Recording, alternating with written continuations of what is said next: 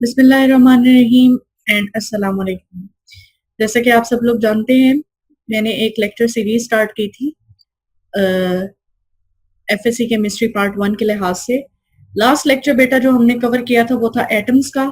आज जो हम कवर करेंगे वो है एविडेंस ऑफ एटम्स। हमें कैसे पता चलता है कि एटम्स इस दुनिया में मौजूद हैं।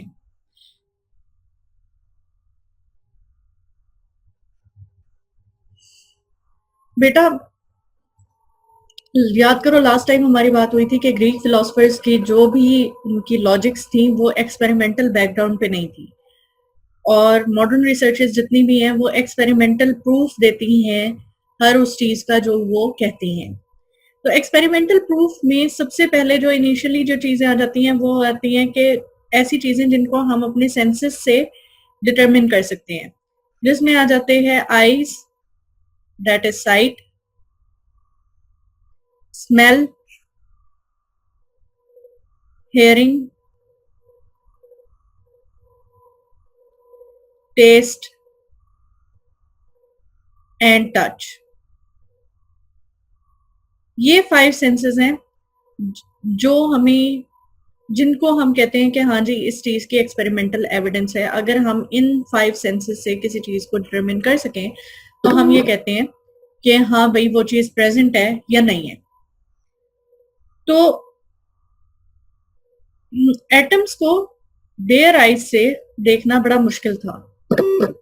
एटम्स की कोई डायरेक्ट एविडेंस नहीं है, नो डायरेक्ट एविडेंस। लेकिन हम इनको कैसे देख सकते हैं? By the help of microscope. अब माइक्रोस्कोप भी दो तरह की होती है, एक है ऑप्टिकल माइक्रोस्कोप और दूसरी है इलेक्ट्रॉन माइक्रोस्कोप। एक है बेटा ऑप्टिकल माइक्रोस्कोप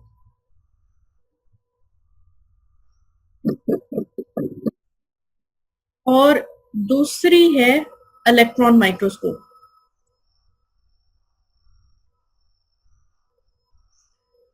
ऑप्टिकल माइक्रोस्कोप क्या करती है कि विजिबल लाइट की जो वेवलेंथ है, ऑप्टिकल माइक्रोस्कोप क्या करती है कि जो विजिबल लाइट की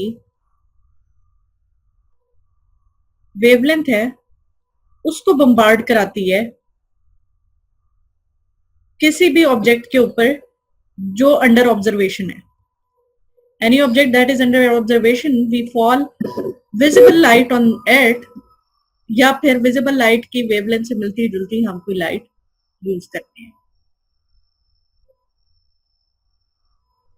अगर तो ऑब्जेक्ट इस वेवलेंथ के से बड़ा हो, अगर ऑब्जेक्ट इस वेवलेंथ से बड़ा हो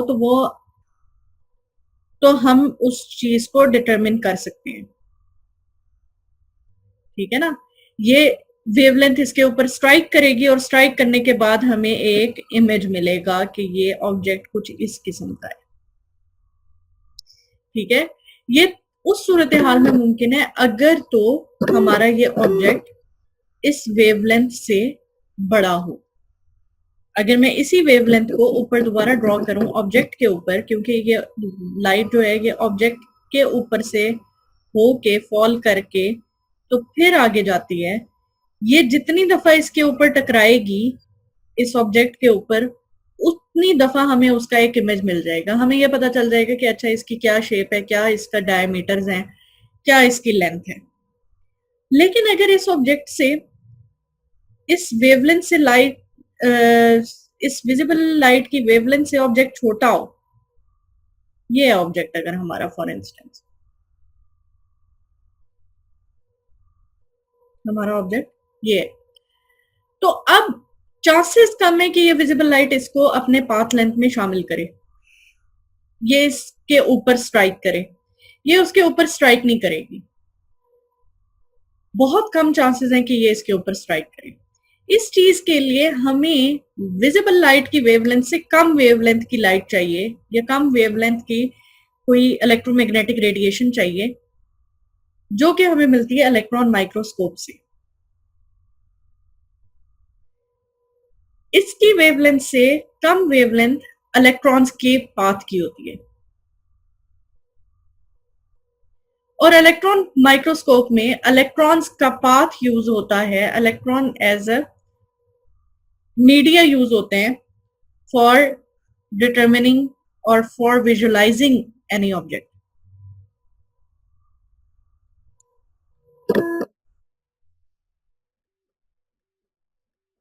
अच्छा, तो हमारे पास इसकी वेवलेंथ जो है वो विजिबल लाइट की वेवलेंथ से कम होगी।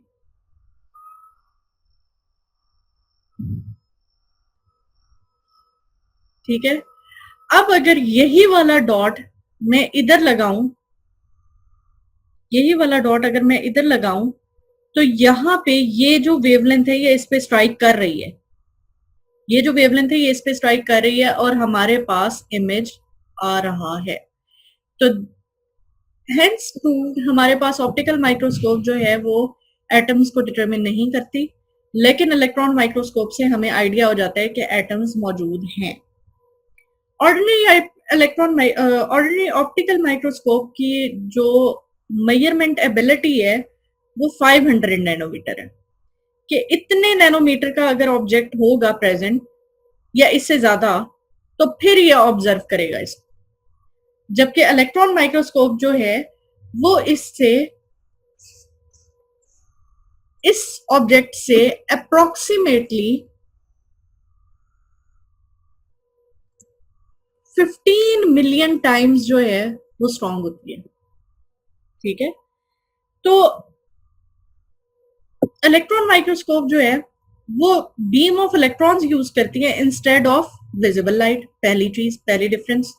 दूसरा डिफरेंस ये है कि ये ऑप्टिकल माइक्रोस्कोप 500 नैनोमीटर के ऑब्जेक्ट्स को डिटरमिन करता है, और ये जो है ये लेस देन 500 नैनोमीटर ऑब्जेक्ट्स को भी मेजर करता है। ठीक है, उसके बाद आपकी बुक में फिगर 1.1 अगर आप देखें तो उसमें एक डायग्राम बनी हुई है और उसमें लेयर्स हैं ग्राफीन ऑक्साइड की,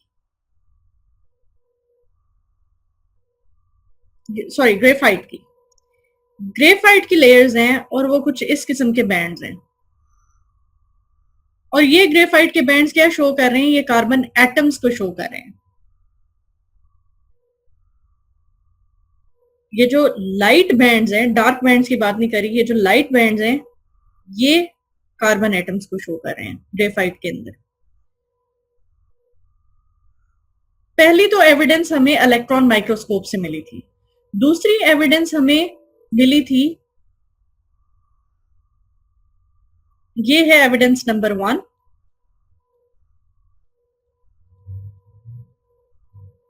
दूसरी एविडेंस जो हमें मिली थी वो एक्सरे वर्क के थ्रू मिली थी।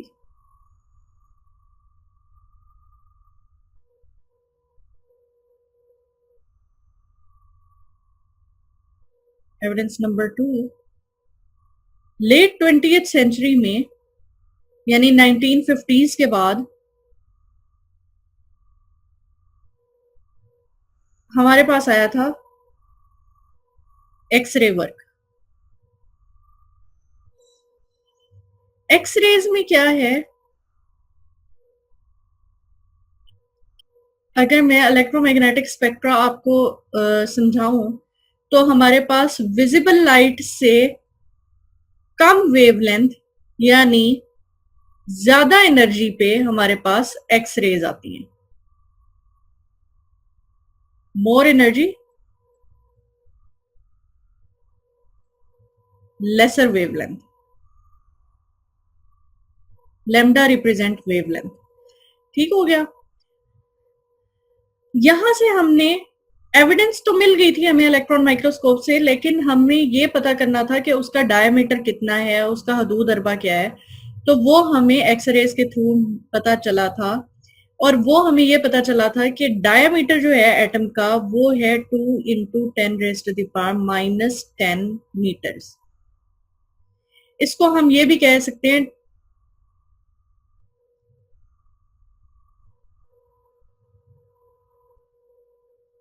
10⁻⁻10 इज नोन एज एंगस्ट्रम्स।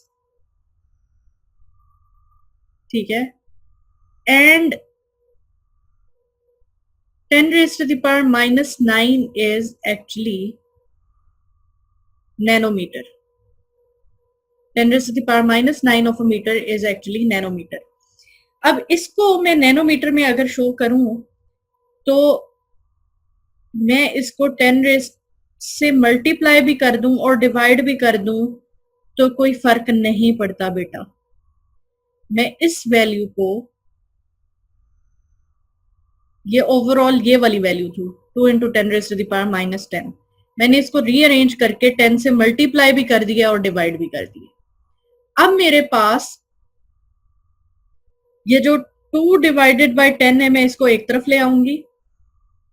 और बेटा मैथ्स का एक असूल है कि अगर बेसिस सेम हो तो पावर्स ऐड हो जाती हैं। मल्टीप्लिकेशन का ये रूल है कि अगर बेसिस सेम हो तो पावर्स ऐड हो जाती हैं। 1 माइनस 10 इज एक्चुअली -9। तो ये 0.2 इंटू 10⁻⁻9 ऑफ अ मीटर है। तो याद करो, पहले मैं बता चुकी हूँ 10⁻⁻9 of a meter is actually 0.2 nanometer. Got it. हमने 2 इंटू 10⁻⁻10 मीटर को 2.2 नैनोमीटर में कन्वर्ट किया है। ये है इसके कन्वर्जन स्टेप्स। हम इसको 2 एंगस्ट्रम्स भी कह सकते हैं या फिर हम इसको 0.2 नैनोमीटर भी कह सकते हैं इसके डायमीटर को। ठीक है। उसके बाद हमारे पास एक और चीज आई थी, फिर हमने इसका डायमीटर हो गया हमारे पास। पहली चीज थी हमारे पास इसका डायमीटर आ गया। दूसरी चीज कितना वजनी है एटम। जब हमने उसका वेट किया तो हमें यह पता चला कि उसका वेट जो है वो 10⁻⁻27 kg से लेकर 10⁻⁻25 kg तक है।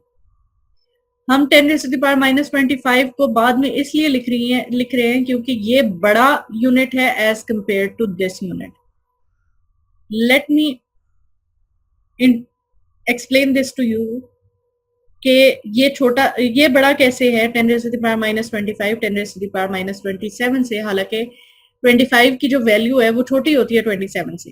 लेकिन याद रखना बेटा, जब भी इसकी दो लॉजिक्स हैं कि एक तो ये कि नेगेटिव में बड़ा नंबर एक्चुअली छोटा होता है। -2 इज लेस देन -1। ठीक है। और दूसरी इसकी लॉजिक मैं आपको इस तरीके से भी दे सकती हूँ, 0.1 2 3 4 5 6 7 8 9 10 11 12 13 14 15 16 17 18 19 20 21 22 23 24 and 25। 10⁻⁻25 का मतलब ये है कि मेरे पास ये वैल्यू आती है ऑफ केजी, मतलब किलोग्राम से ये इतना छोटा है। हमारे पास कोई ऐसा इंस्ट्रूमेंट आज तक डेवलप नहीं हुआ जो इतने छोटे यूनिट को या इतने छोटे मास को डिटरमिन कर सके। ठीक है। अब 10⁻⁻27 को जरा देखते हैं। 0.1 2 3 4 5 6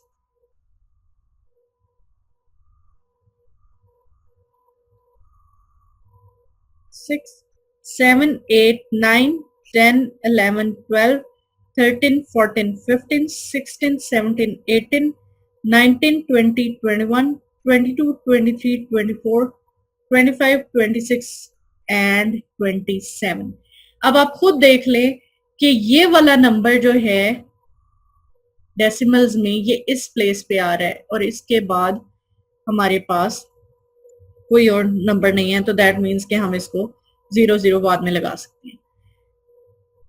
तो 10⁻⁻27 की वैल्यू जो है वो कम है एज कंपेयर टू 10⁻⁻25। इसीलिए हम छोटे से बड़े तक जाते हैं। जब भी हमने रेंज बतानी हो तो हम ये कहते हैं कि 5 to 8 की रेंज है, ठीक है, 7 to 8 की रेंज है। तो इसी लिहाज से 10⁻⁻27 से 10⁻⁻25 की ये रेंज है। मतलब यहां से एटम शुरू होता है, ठीक है, और यहां तक जाता है उसकी वैल्यू। ओके। इसीलिए हमने इसको, क्योंकि ये यूनिट जो है ये इतना छोटा है कि हमारी कैलकुलेशंस जो हैं वो बड़ी डिफिकल्ट हो जाती हैं और हमारी मेजरमेंट बड़ी डिफिकल्ट हो जाती है। तो इस लिहाज से साइंटिस्ट ने इसके अगेंस्ट एक और यूनिट मुतारिफ कराया जिसको कहते हैं, वो कराए ही एटॉमिक मैसेस के लिए था, एटम्स के मैसेस के लिए था, इसलिए उसको कहते हैं एटॉमिक मैस यूनिट। और एटॉमिक मैस यूनिट जो है वो 1 AMU उन्होंने कहा कि it is equal to 1.661 into 10⁻⁻27 of kilogram. एक एटॉमिक मैस यूनिट जो है आपका, एक एटॉमिक मैस यूनिट जो है आपका वो इतना भारी है। ठीक हो गया। तो अब हम आगे जितनी भी कैलकुलेशंस करेंगे या जितना भी हम इसको आगे फर्दर स्टडी करेंगे तो हमें ये पता होगा कि हमने इसको AMUs में ही कैलकुलेशंस करनी है, हमने केजीज में कैलकुलेशंस जनरली हम लोग नहीं करते, या हम लोग एटॉमिक मैस यूनिट में कैलकुलेशंस उस टाइम पे करते हैं जब हमें पता होता है कि ये वाली चीज जो है ये हमारे लिए मैनिपुलेट करना डिफिकल्ट हो रही है। उसके बाद आपका एविडेंस ऑफ एटम्स देने के बाद आपकी किताब एक बड़ा जबरदस्त किस्म का एक एनालॉजी देती है, और वो ये है कि अगर मैं एक फुल स्टॉप लगाऊं तो इस फुल स्टॉप में भी इसका अंदाजा आप लगा लें 2 मिलियन एटम्स हैं, 2 million atoms in this full stop. इसका मतलब क्या है कि एटम्स जो हैं, इंडिविजुअल एटम को अगर मैं कंसिडर करूं तो वो ऐसे ही है कि आप जमीन पर से एक डस्ट का जर्रा ढूंढ रहे हो।